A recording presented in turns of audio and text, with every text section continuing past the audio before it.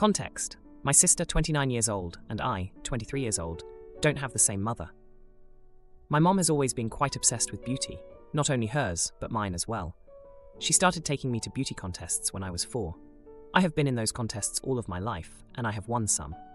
I am still a model. My sister and I are not very much alike, not only physically, but also in personality. She has always been shy and more focused on hobbies like reading, writing, and painting. She has graduated from med school. She's very smart. I only finished high school. In my opinion, we always had a good relationship, and there wasn't any jealousy. So it was our dad's birthday, and we had a small family party for him. My mom, our dad, my 2 younger brothers, and us. There was quite some stuff that she didn't like. First, I had to eat something different than what they were going to eat, because I'm on a diet. She didn't like that, and said I could suck it up for one night. Then we were talking about a beauty contest that my mom wants me to participate in. My sister said that I'm too old for that shoot. Even when we were talking about my ex-boyfriend, she told me that it won't be hard for me to find another sucker who puts up with my princess behavior. What really set me off was that, after dinner and singing happy birthday to our dad, I opened Instagram to post some photos of us. I saw a post from one of my friends who's graduating college this summer. I commented on it to my family and said that I'm very proud of my friend and I'm attending her graduation. She said, "It's nice to be proud of an achievement like that. Not that you would know it since you only have your looks to be proud about." That was the last straw for me. She had been saying mean things to me all night, and then she just called me stupid and made it seem like I'm such an unworthy person. I started crying, and my mom got very angry at her. She asked her what her problem is and told her to stop being a witch. My sister told me to stop being dramatic and acting like a princess, to act like a grown-up. She doubled down, saying that almost all of my friends are getting degrees and I'm playing Barbie. I was crying, but I still told her that she was being a jerk. She told me I've been a jerk her whole life, so I should be the one to suck it up for once. Our dad and my mom finally had enough, and they kicked her out. But she sent me a wall of text telling me how I suck, how I'm so vain, how she has had to put up with being the ugly sister all her life, how I'm always stealing attention from her. She even said something about a problem that we had literally years ago with one of her ex-boyfriends. She told me that I messed up our dad's birthday dinner by not being able to take a joke, which maybe she's right. Do you think I was wrong here? Should I try to do something? Edit. About the boyfriend thing. She was dating a guy who told her that he would date me instead of her if I was older. She thought it was my fault because I was flirting with him and seducing him, and because he was seeing my photos online. But I did none of that since I was 15 at that time. Even my parents got angry at her for saying that.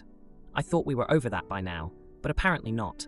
And no, I'm not an affair child, and my parents didn't have an affair either, since my dad was divorcing his ex-wife, my sister's mom, at the time he met my mother. Now, for a few comments before the update. Comment 1. I'm going with Norwith. Everyone sucks here because I seriously question your ability to be a reliable narrator. The fact that you left out what happened years ago with one of his ex-boyfriends, assuming that was supposed to be her ex-boyfriend's, is pretty telling that you know you did something wrong and didn't want to admit it. Also, you don't explain how your food choices affected everyone else for her to even notice what you were eating. But again, that seems as though that was intentional. You're both too old to act like 4-year-olds, though. Comment 2. Everyone sucks here. Sounds like you are the golden child, and you do not want to admit it. Now, for the update. Hey everyone, thanks for all the support on my last post. It's been a month since the blowout at my dad's birthday dinner, and boy do I have an update for you. So, after my sister got kicked out, things were super tense. My mom tried to smooth things over, but my sister wouldn't answer her calls. My dad was upset too. He hates it when we fight. I felt awful, like maybe I had overreacted. But then, things took a turn. A couple of weeks ago, I was at a photo shoot when my phone blew up with messages. My sister had posted a long apology online, saying she was sorry for the things she said and that she was dealing with her own insecurities. I was shocked. I mean, this was the first I'd heard from her since the party. I called her right away, and we agreed to meet up. We decided to go to our favorite cafe, the one we used to hang out at when we were kids. It was weird at first. But then we started talking, and it was like we were sisters again. She told me about her job at the hospital, how stressful it was, and how she felt like she was always in my shadow. I never knew she felt that way. I told her about my modeling, how it's not all glitz and glam, and how I sometimes wish I had gone to college like her. Just when things were getting better between us, my sister dropped a bombshell. She confessed that she had been seeing someone from work, a doctor, and that it was getting serious. I was happy for her until she told me who it was, my ex-boyfriend, the one who had caused the drama years ago. My jaw hit the floor. I couldn't believe it. She said it just happened, that they connected over their work, and it wasn't to get back at me. I didn't know what to feel. Betrayed? Angry? But looking at her, I could tell she was genuinely happy, and I didn't want to ruin that for her. So, I swallowed my feelings and gave her my blessing. It was the hardest thing I've ever done. Things were going okay until last week. My sister invited me over for dinner to meet her boyfriend officially. It was awkward, to say the least. He tried to act like nothing had happened between us, but I could tell he was nervous. My sister was oblivious, just happy we were all together. After dinner, he pulled me aside and apologized for the past, for everything he said about dating me if I was older. He said he was young and stupid. I accepted his apology, but it didn't make things less weird. The night ended on a strange note. My sister was so happy, and I didn't want to ruin it for her, but I couldn't shake the feeling that something was off. I left their place feeling like I had lost a part of my sister to my past. And then, 2 days ago, my sister called me, crying. She had found out that her boyfriend had been bragging to his friends at the hospital about dating the hot model's sister and how he had scored both of us. She was devastated. I was furious. How could he do that to her? To us. I went over to her place and we talked for hours. She was heartbroken, and I was there for her, just like she had been for me. We decided that we didn't need him to be happy, that we had each other. Boyfriend wants me to kick out my tenant and let his mom move in my small studio. Oh boy, I have a different plan for them throwaway account for privacy reasons. I, 28-year-old female, have been with my boyfriend, 32-year-old male, for almost 5 years, living together since the first lockdown. His mother, 71-year-old female, never liked me, mainly because of my parents and background, my height, and my line of work. I don't really have a relationship with her due to her being mean to me. I really tried at first, but gave up because insults never stopped. Last year, her long-term partner died, and his kids kicked her out of his house about a month ago. I own a very small studio apartment that my parents bought me when I was going to university. A tenant lives there now, and a male 3-bedroom house where my boyfriend and I live now. Again, my parents helped me buy it by giving me approximately 45% of the down payment. My boyfriend contributed nothing, nor did I ask him. His mother is temporarily living at her sister's and is increasingly unhappy about not having her own space. She can't afford to move anywhere on her own. Without consulting me, my boyfriend brought up my apartment to her and implied she could move in there. When he told me about it, I said absolutely not. First, I'm not kicking out a good tenant. Second, she's been mean to me. Third, my parents, whom she's been bad-mouthing, paid for that apartment so that I could have a head start in life, not for his mother to have a comfortable retirement. He asked to at least pay a deposit for an apartment. I said no. His mother, his problem. I saw text messages where she calls me a witch. No way I'm helping someone who's this mean to me. We had a huge fight, and he said I'm spoiled, selfish, and this is why he didn't want to marry me in the first place. I did bring up marriage some time ago, and he did not give me a straight answer at the time. Now, I don't think I'm selfish or spoiled. My boyfriend has been living at my place rent-free for nearly 4 years. I also gave him approximately 5,000 euros when he was buying a car, and he never returned the money. We earn a very similar amount of money, which is above our country's average, yet he has no savings while I have a lot. He could have saved tons of money while he was living at my place rent-free. Instead, he took up expensive hobbies and bought his dream car. On the other hand, I am very frugal, and even my own car is worth less than what I contributed to his car. My boyfriend's cousin, who is also my friend, told me I'm being a bit of a jerk and should help his mom as she's old and has nobody else. Her being mean is just what she is. She can't help it. I do agree that I could easily help her, but it's not true. She has nobody else. She has 2 kids of her own. Her daughter is no contact with her. And if she needs my help so bad, the least she could do is apologize for being rude to me and ask for it herself. So am I the idiot? Now, for a few comments before the update. Comment 1. Not the idiot. First, I'm not kicking out a good tenant. Second, she's been mean to me. Third, my parents, that she's been bad-mouthing, paid for that apartment so that I could have a head start in life, and not for his mother to have a comfortable retirement. Any one of these is enough. My boyfriend has been living at my place rent-free for nearly 4 years. I also gave him around $5,000 when he was buying a car, and he never returned the money. He can get a place with her. Problem solved. Be grateful that you didn't get married because he would have regarded the apartment as his, regardless of how it was paid for. Comment 2. Not the idiot. Age has nothing to do with it. She has treated you and your parents with disrespect and nothing more. There's a reason her daughter is no contact. And I'd be skeptical of your boyfriend also. He sounds like a leech. He had no right suggesting that after how his mother has treated you. Let him figure it out for her and leave you out of it. Perhaps he can sell his dream car and put the funds towards a new apartment or something for her. Now, for the update. Hey everyone, a lot has happened since my last post, and I just had to come back to update you all on the drama that's unfolded. So, remember how my boyfriend's mom was mean to me, and he suggested she move into my apartment without asking me? Well, things escalated quickly after that. My boyfriend and I had a huge fight about it, and I thought that was the worst of it. But oh boy, was I wrong. Turns out, my boyfriend had been secretly plotting with his mom behind my back. I found out when I accidentally saw a message pop up on his phone from her, thanking him for working on the apartment situation.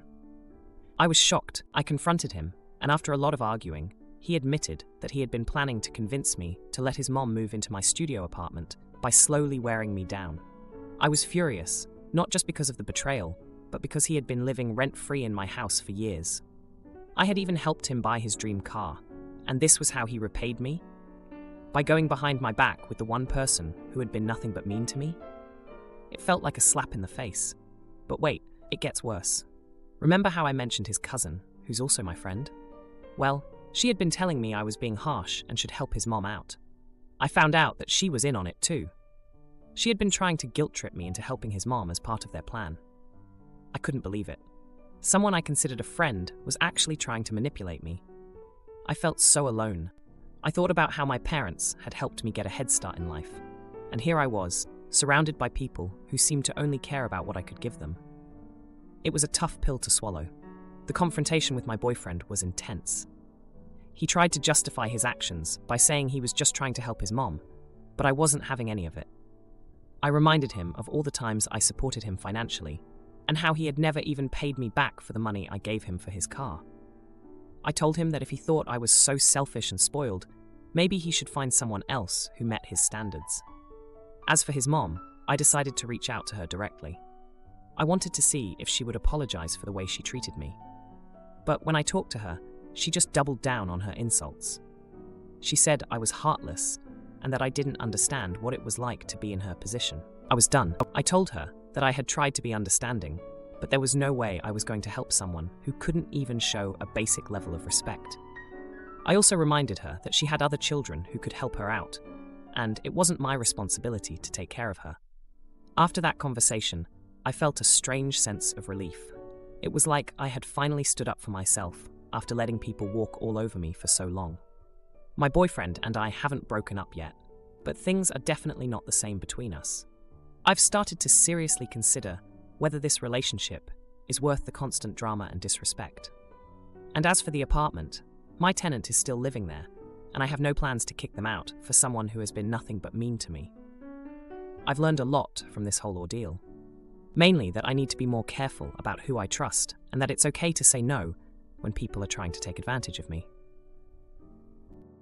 Sarah keeps lying about vacations, but then I confront her. Oh boy, her mom says I'm a bully, but my mom has other plans. My 41-year-old female daughter, 10-year-old female, Anne, has a friend group of 5 girls. They're all 9 to 10 years old, except for one who's 7 years old. Let's call the younger girl Sarah. Anne has told me that Sarah tends to lie a lot, mainly about vacations and cool experiences. For example, if one girl says their family took a vacation to XYZ location, Sarah will say she's also been there, maybe even 3 times. Anne was talking about how she bought an oyster with a pearl inside. And Sarah made up this story about how she once found 9 or 10 oysters on the beach with pearls inside them. According to Anne, Sarah does this with literally every vacation or cool experience any of the girls mention. The girls were buying this at first, but over time it became obvious that she couldn't have possibly been to every single vacation spot of all 4 girls combined, some even multiple times. Another girl in the group, Diana, 9-year-old female, went to Paris over winter break. The other day, Anne, Diana, and Sarah were hanging out, and Diana was talking about her vacation. Sarah immediately said that she's also been to Paris. I guess Diana could tell she was lying, and had enough of it. Apparently, she called out Sarah, while Sarah kept insisting she was telling the truth. Then Diana started to question Sarah about the major tourist spots in Paris, and Sarah couldn't answer anything. Both Diana and Anne were frustrated with Sarah's lies, so they decided to hang out separately. The following day, Diana's mom and I got an angry text from Sarah's mom alleging that our daughters made her kid cry because they were bullying her. She admitted that Sarah lied about going to Paris, but insists that since our girls are older, they are at fault for calling her out so harshly. Look, I know Sarah is young and can empathize with why she feels the need to lie. She probably feels not as cool as the other girls, since she hasn't been on those vacations. I honestly feel kind of bad for her. However, as much as I acknowledge that this feeling is terrible, especially for a kid, the truth still remains that lying isn't cool, no matter what age you are. Another thing to note is that our girls never talk about their vacations in a bragging way, but more in a let me share this awesome experience way. And trust me, if Anne ever did put down another kid for not having been somewhere, I would punish her instantly. However, this wasn't the case, and I really don't think Anne did anything wrong. Sarah is the one who lied to her friends, and got called out because they were annoyed and hurt by it. Diana's mom agrees with me that our girls aren't in the wrong. We texted her back defending our girls and suggesting that she have a talk with Sarah about lying. She just got more angry and insists that our girls need to be punished. The thing is, I know that Sarah is significantly younger, and as Anne's mom, I may be biased in her favor, so I want more opinions. Are we, Anne and I, in the wrong? Now for a few comments before the update. Comment 1. Not the idiot. And Sarah's mom is doing her a great disservice. 7 years old is plenty old enough to have been taught not to lie. Instead of teaching her daughter this, now Sarah has learned from her friends that liars generally aren't well liked. That's Sarah's mom's fault, not yours. And your daughter shouldn't be punished for removing herself from that dynamic. Comment 2. No idiots here. Sarah's mom should see about getting her daughter into activities with children, her own age. 7 to 10 is a big jump, and Sarah is trying to fit in where she doesn't feel comfortable being herself. If you haven't already, it might be good to explain that to your daughter. Now, for the update. Hey everyone, thanks for all the comments on my last post. I wanted to give you an update on the situation with my daughter Anne, her friend Sarah, and the whole lying debacle. So, after the whole Paris incident, things got even more intense. Sarah's mom had been pretty upset with us, but I decided to give it some time before reaching out again. I thought maybe she needed to cool off. Meanwhile, Anne and Diana kept hanging out without Sarah, and it seemed like they were having a good time, just being honest with each other. A few weeks passed, and I thought the drama had died down. But boy, was I wrong. Anne came home from school one day, looking really upset. Apparently, Sarah had started a rumor that Anne and Diana were talking behind everyone's backs, saying mean things about the other girls in their group. This was a shock, because Anne is not the type to gossip, and I knew she valued her friendships. I had a long talk with Anne that night. She told me how she always tried to be a good friend, and how much it hurt to be accused of something she didn't do. I reminded her of the time when she stood up for a classmate who was being picked on, and how she's always been the one to include everyone in games at recess. Anne's always had a big heart, and it was clear that this rumor was really getting to her. The next day, I got a call from Diana's mom. She was just as shocked as I was. We decided it was time to have a meeting with Sarah's mom to clear the air. We met at a local coffee shop, and the tension was thick. Sarah's mom started off on the defensive, but we calmly laid out the facts. We talked about how our girls had been hurt by the rumors, and how we needed to work together to teach the kids about honesty and kindness. During the conversation, Sarah's mom let slip that Sarah had been feeling left out ever since the Paris story. It turned out that Sarah had been struggling with feeling inferior because her family didn't go on big vacations like the other girls. This was a big revelation, and it helped us understand why Sarah might have started lying in the first place. We all agreed that we needed to help Sarah feel included without needing to make up stories. We came up with a plan to have the girls do activities that didn't involve talking about vacations or material things, like volunteering at a local animal shelter or having a book club. It was a start, and it felt like we were finally getting somewhere. But the real jaw-dropping moment came a few weeks later. Anne had a birthday party, and she decided to invite Sarah, despite everything. It was a brave move, and I was proud of her for it. The party was going well until Sarah pulled Anne aside. I watched from a distance as they talked, and then, to my surprise, Sarah started crying and hugged Anne. Later, Anne told me that Sarah had apologized for starting the rumor and for lying about the vacations. She admitted that she felt bad and didn't want to lose Anne as a friend. Anne, being the forgiving person she is, accepted the apology and they made up. Since then, things have been better. The girls have been hanging out together, and Sarah hasn't told any more tall tales. It seems like she's learned her lesson and is trying to be more honest with her friends. And as for justice being served? Well, it came in the form of Sarah having to face the consequences of her actions. She had to apologize to each girl in the group, and it wasn't easy for her. But in the end, she was forgiven, and the girls learned an important lesson about honesty and forgiveness. If you like this video, you'll probably like these too. Also, while you're here, please consider subscribing. It's your support that keeps this channel alive and allows me to make better and longer videos. Have a great day.